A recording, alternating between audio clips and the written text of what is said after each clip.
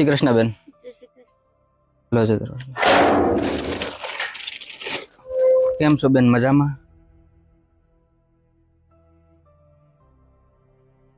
શું થયું બેન? કેમ ચક્કર? મજા નથી? મજા નથી, 4-5 દિવસ. તો દવાખાને બેન જઈ આવાય ને. આરામથી ઊભા થાવ છે. આરામથી બેન, પાછું પડી ના જો ભાઈ. હાલો જને ખાટલે. ક્યાં દવાખાને બેન ગયા નથી?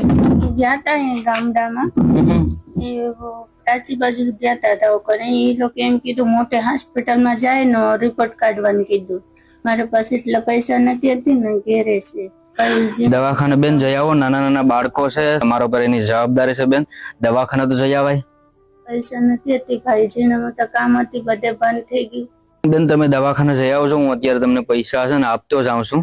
તમે કઈ રિપોર્ટ ને એવું બધું કરાવી લેજો, અને જે કઈ તમે કાલે જ જઈ આવજો બેન. તમે જે દવાખાનો ખર્ચો કીધો એના કરતા વધારે છે, આ 10,000 રૂપિયા છે. તમે દવાખાને જઈ આવો અને બધા રિપોર્ટ કરાવી લ્યો છે બેન.